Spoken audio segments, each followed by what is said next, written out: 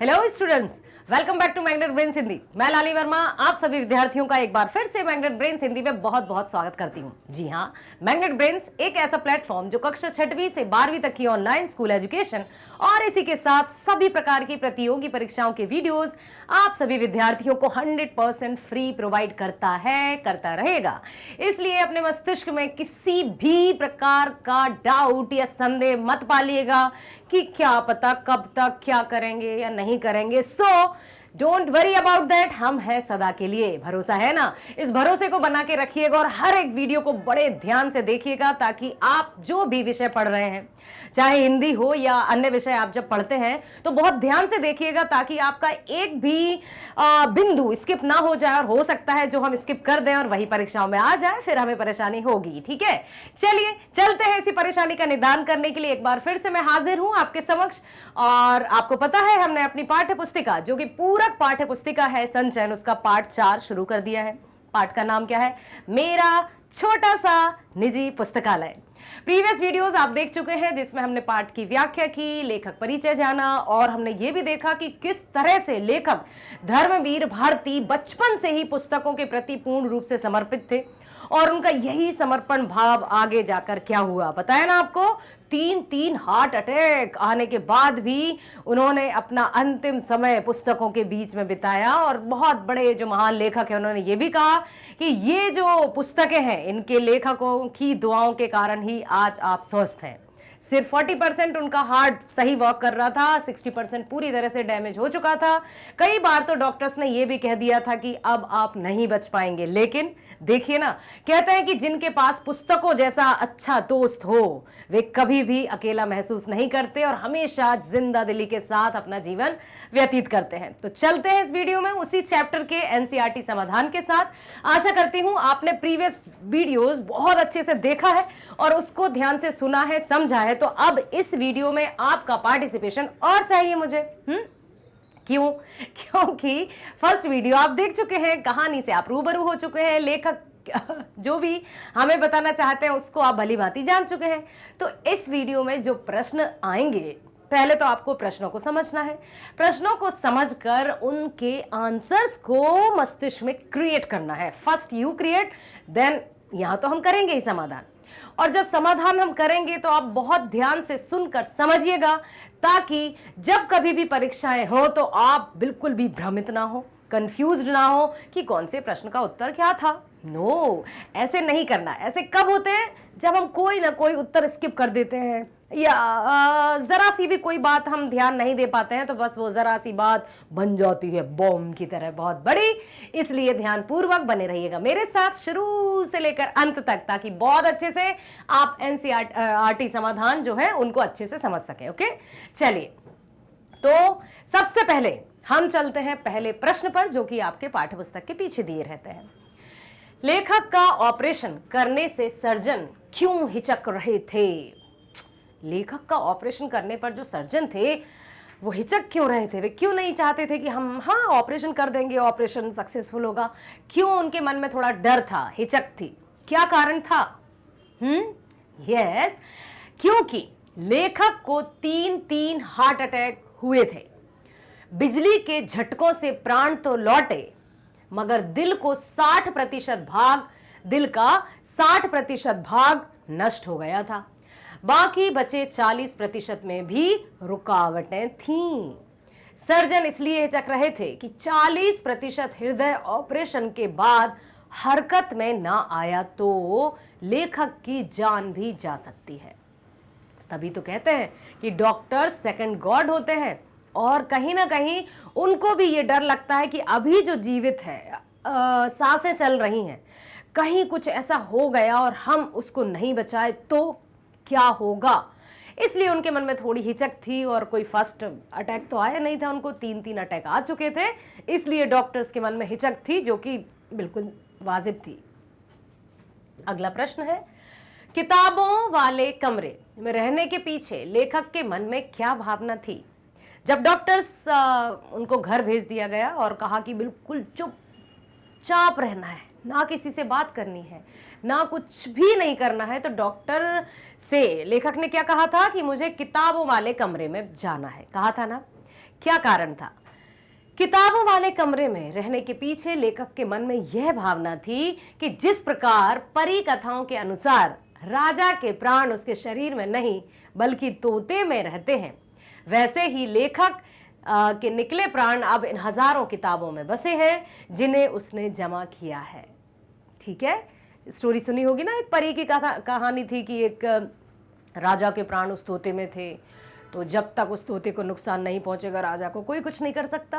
तो लेखक को भी ये लगता क्या था, क्योंकि बचपन से वे किताबों के बहुत नजदीक थे, उनको ये उनके अनुसार भी हमेशा वो यही कहते थे कि मेरी जान तो किताबों में बसती है, इसलिए उन्होंने ये कहा।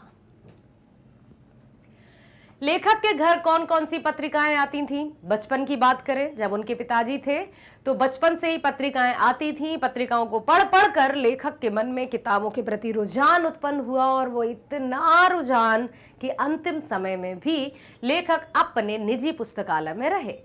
लेखक के घर वेदोदम, सरस्वती, गृहिणी, बाल सखा और चमचम आदि पत्रिकाएं आती थीं, और जिन्हें लेखक पढ़ने में व्यस्त रहते थे, मग्न रहते थे। याद रखिएगा, सरस्वती, गृहिणी, बाल सखा, चमचम, ये पत्रिकाएं लेखक के घर आया करती थी जब लेखक के पिताजी भी थे।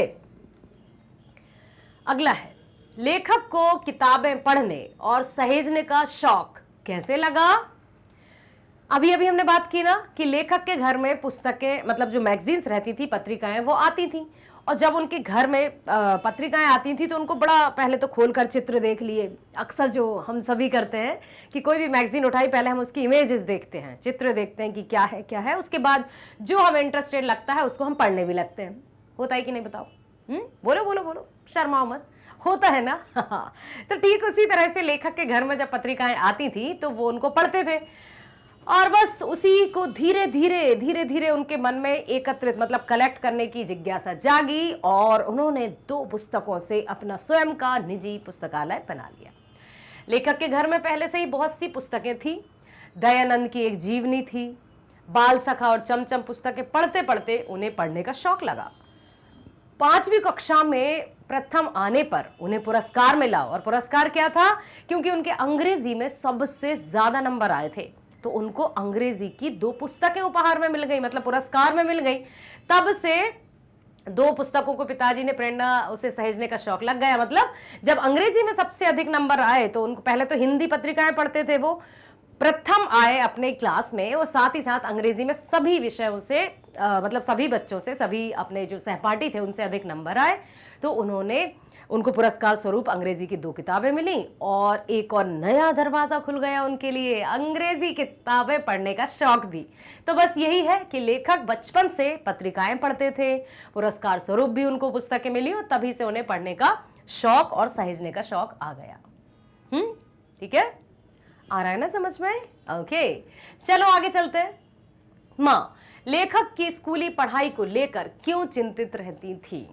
उनकी माँ जो थी वो लेखक की स्कूली पढ़ाई को लेकर क्यों चिंतित रहती थी? क्यों? याद कीजिए कि हमेशा लेखक जो अपने पाठ्यक्रम की पुस्तकें थी, जो भी उनका सिलेबस रहता था, उन पुस्तकों को ज्यादा नहीं पढ़ते थे। बाकी जो मैगजीन्स आती थी, पत्रिकाएं आती थी, बाल सखा हुआ, चमचम, गृहिणी, और भी जो मैगजीन्स थी, पत्रिकाएं थी, उनको तो वो बहुत चाव से पढ़ते रहते थे, घंटों पढ़ते रहते थे, लेकिन अपने पाठ्यक्रम की पुस्तकें कम पढ़ते थे। इसलिए उनकी माँ को ये चिंता रहती थी कि क्या पता ये स्कूल में जाकर क्या करेगा, अच्छे नंबर आएंगे कि नहीं, उत्तीर्ण हो पाएगा या नहीं, इस बात की चिंता रहती थी। ठीक है, माँ लेखक की स्कूली पढ़ाई को लेकर इसलिए चिंतित रहती थी क्योंकि लेखक हर समय कहानियों की पुस्तकें पढ़ते थे। माँ सोचती थी कि लेखक पाठ्य पुस्तकों को भी इसी तरह रुचि लेकर कभी पढ़ेगा मेरा बेटा या नहीं, या सिर्फ कहानियां ही कहानियां पढ़ता रहेगा। इसलिए उनकी माँ को उनकी चिंता होती थी स्कूली पढ़ाई को लेकर। ओके, ठीक है, बोलो बोलो बोलो। If you have any doubt, कोई भी संकोच, कोई भी संदेह, आप फ्री हैं कमेंट बॉक्स में अपने डाउट्स को लिखने के लिए, हम उसका उत्तर जरूर देंगे। किसी भी प्रकार से चिंता, टेंशन या फिर कोई भी इतना सा भी डाउट है ना, अपने मन में रखकर मत बैठिएगा, क्योंकि यदि हमने अभी इतने से डाउट को मन में रख लिया, छुपा लिया, तो जैसे जैसे हमारी पढ़ाई आगे बढ़ती जाएगी, जैसे जैसे सिलेबस आगे बढ़ता जाएगा, वो डाउट बड़ा बड़ा बड़ा बड़ा होते होते बहुत बड़ा हो जाएगा, फिर हमें समझ में कुछ नहीं आ पाएगा। इसलिए यदि कोई भी डाउट आता है मस्तिष्क में, तो तुरंत उसको ये मत सोचना चलो बाद में देख लेंगे, कोई बात नहीं पूछ लेंगे, कोई बात नहीं देख लेंगे, नहीं, प्रेजेंट मतलब अभी कीजिए। अर्थात जो भी समझ में ना आए तुरंत आप लिख दीजिए, ताकि मैं उसको देख सकूं और आपकी समस्या का समाधान कर सकूं। क्लियर? सुन रहे हो आप? चले अगले प्रश्न की ओर। स्कूल से इनाम में मिली अंग्रेजी की पुस्तकों ने किस प्रकार लेखक के लिए नई दुनिया के द्वार खोल दिए? बताइए। पता है ना, लेखक जब प्रथम आए और प्रथम आने पर उनको अंग्रेजी की पुस्तकें उपहार मतलब पुरस्कार स्वरूप मिली, तो पहले तो वो पत्रिकाएं पढ़ते थे, कहानियां पढ़ते थे, लेकिन अब अंग्रेजी की किताबें मिल गई उनको। अंग्रेजी की किताबें मिलने से तो उनकी समझिए नए द्वार खुल गए। तो वो कैसे खुल गए वही तो बताना है, ठीक है? देखिए, 5वीं कक्षा में वे आए, फर्स्ट क्लास में फर्स्ट आए थे, याद है? 5वीं क्लास में जब फर्स्ट आने पर लेखक को 2 पुस्तकें पुरस्कार स्वरूप मिली। उनमें से एक में विभिन्न पक्षियों की जातियों, उनकी बोलियों और उनकी आदतों की जानकारी थी। अंग्रेजी की पुस्तकें थी, तो जो एक पुस्तक थी उसमें बहुत सारे पक्षियों की जानकारी थी, बहुत सारे पक्षियों की बोलने की मतलब आवाज़ों की जानकारी थी, उनकी किस तरह से आदतें होती हैं वो थी।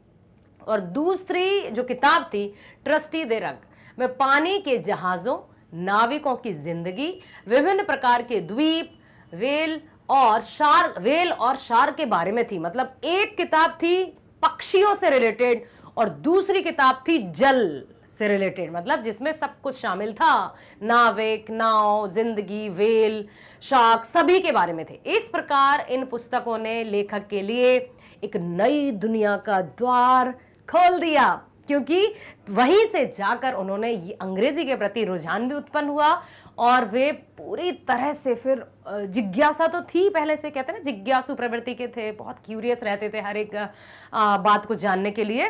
तो किताबों ने उनमें और अधिक क्यूरियसिटी उत्पन्न की और परिणाम स्वरूप देख ही रहे हैं कि मेरा छोटा सा निजी पुस्तकालय लेखक द्वारा लिखा हुआ ये पाठ है। अगला प्रश्न, आज से यह खाना तुम्हारी अपनी किताबों का, यह तुम्हारी अपनी लाइब्रेरी है। पिता के इस कथन से लेखक को क्या प्रेरणा मिली? अब यहां पर दिया है कि आज से यह खाना की बात नहीं की जा रही है। देखो बता देती हूँ काय की बात की जा रही है। मतलब जो शेल्फ थी एक ऐसी इस तरह से, ठीक है, ये इस तरह से कबर्ड था, ठीक है, जहां पर उनके पिताजी की किताबें रखी रहती थी।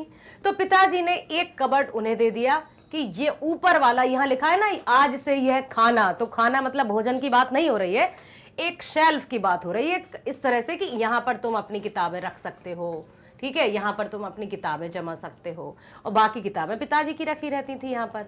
ओके, तो इसकी बात की जा रही है। क्लियर हुआ ना?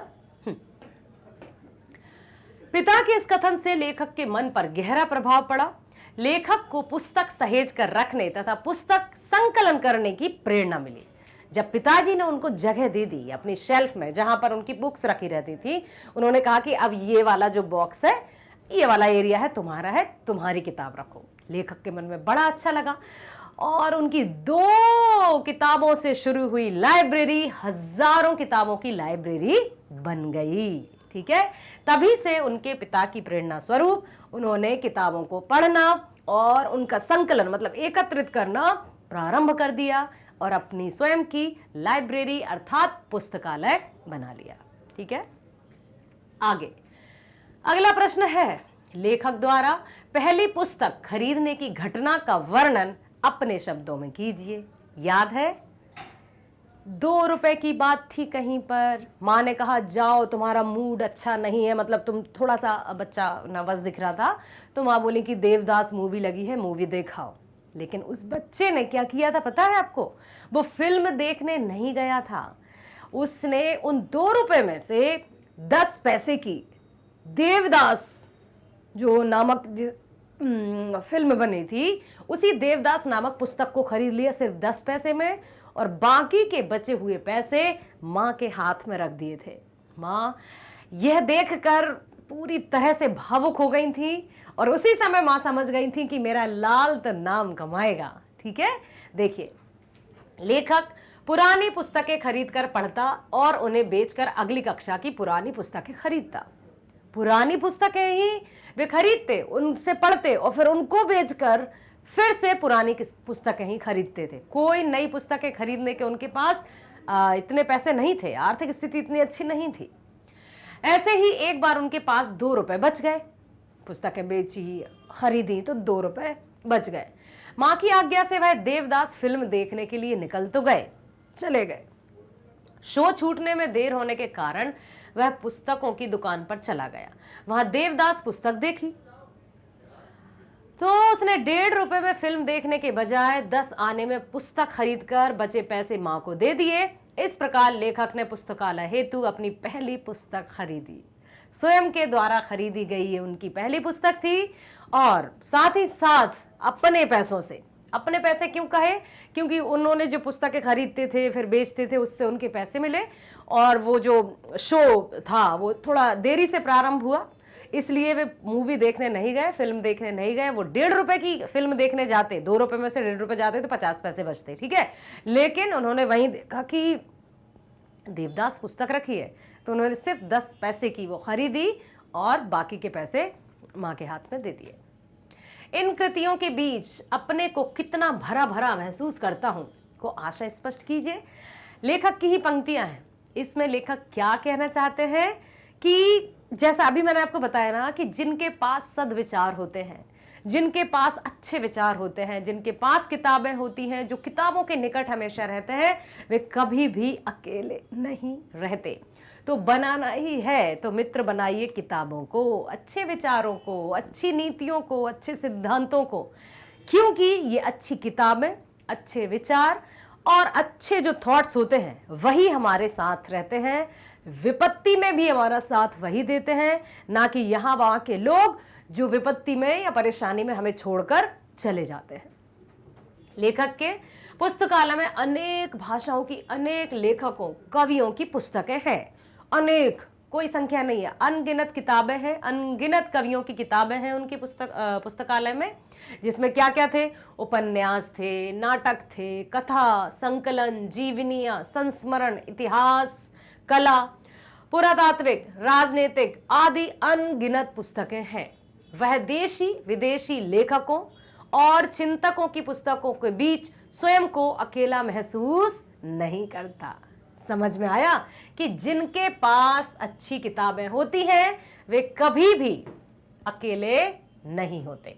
जैसे कि लेखक हमेशा अपने पुस्तकालय में, जो कि तरह तरह के लेखक और जो भी चिंतक थे, उनकी पुस्तकों के माध्यम से उन्होंने स्वयं को कभी भी अकेला महसूस नहीं किया और स्वयं को भरा भरा महसूस हमेशा उन्होंने किया। उनको ऐसा लगा कि मेरे पास तो सारा जहान है, मेरे पास तो सारी दुनिया है और यही है जो उन्हें प्रेरित करता रहा। तो अब हम क्या चाहिए बताइए, हमें क्या प्रेरणा मिलती है, हमें क्या शिक्षा मिलती है कि हमें इसी तरह से मतलब अपने आप को व्यस्त रखना चाहिए। कहते हैं ना कि जो सबसे अधिक व्यस्त रहता है वही सबसे मस्त तरीके से रहता है, क्योंकि खाली दिमाग और शैतान का घर। क्लियर हुआ? आशा करती हूँ बहुत अच्छे से सभी प्रश्नों को सुना, उत्तरों को जाना, समझा और भी जो भी प्रश्न आपके मस्तिष्क में उपज रहे हो, कोई डाउट हो तो तुरंत कमेंट बॉक्स में लिखिएगा, भूलिएगा नहीं। इसी तरह से मैग्नेट ब्रेन्स पर बने रहिए। आपको पता है ना, मैग्नेट ब्रेन्स कक्षा 6वीं से 12वीं तक एवं सभी प्रकार की कॉम्पिटिटिव एग्जाम्स के वीडियोस 100% फ्री प्रोवाइड करता है, जिनमें NTSC, olympiad, IIT, JEE, NEET, UPSC सभी प्रकार की प्रतियोगी परीक्षाओं के वीडियोज आप 100% फ्री देखते हैं और हमेशा देख सकते हैं, क्योंकि हम हैं सदा के लिए। यहां मैं आपको बता दूं कि आप किस तरह से वीडियो देखें। Just type magnet Brains Hindi और क्लास 9th हिंदी का वीडियो देखना है तो क्लिक कर दीजिए क्लास 9th हिंदी। ठीक है, प्लेलिस्ट पर जाइएगा, वहां पर हर एक पॉइंट को बड़े अच्छे से आपके सुविधा अनुसार रखा है, वेल ऑर्गेनाइज तरीके से, कि आप पाठ्यक्रम देखना है, विषय का संपूर्ण विवरण देखना है, सार देखना है, एंड एनसीईआरटी समाधान देखना है, या फिर एमसीक्यूज या बहुविकल्पीय प्रश्न देखना है, या कंप्लीट चैप्टर रिविजन देखना है। जो भी आपको देखना है जस्ट क्लिक ऑन दैट और आई प्रॉमिस कि जब आप वीडियो क्लिक करेंगे तो आपको समझ भी आएगा और पसंद भी जरूर जरूर जरूर आएगा। बस इतना कीजिएगा, प्रॉमिस मुझसे कीजिए कि किसी भी वीडियो को स्किप नहीं करेंगे, क्योंकि जहां आपने स्किप किया हो सकता है वो मेन पॉइंट स्किप हो जाए और वही आपकी परीक्षाओं में आ जाए। तो वीडियो ध्यान से देखिएगा, पसंद जरूर आएगा, समझ में भी आएगा तो लाइक कीजिएगा, सब्सक्राइब कीजिएगा ताकि सभी प्रकार के वीडियोस, हर एक विषय के वीडियोस का नोटिफिकेशंस आपको प्राप्त होते रहे और आप सही समय पर वीडियोस का लाभ ले सकें। शेयर कीजिए, अधिक से अधिक शेयर कीजिए। जो भी आपकी कांटेक्ट लिस्ट में शामिल हैं, आपके फ्रेंड्स हैं, आपके रिलेटिव्स हैं, आपके परिचित हैं, जो भी, सबको लिंक शेयर कीजिए ताकि वे भी आपकी तरह बेस्ट ऑनलाइन एजुकेशन का लाभ ले सकें। समझ आया? मिलते हैं नेक्स्ट वीडियो में इसी चैप्टर के बहुविकल्पीय प्रश्न, बहुविकल्पीय समझते हैं ना, मल्टीपल चॉइस क्वेश्चन के साथ। स्वस्थ रहिए, खुश रहिए, bye bye, thank you so much.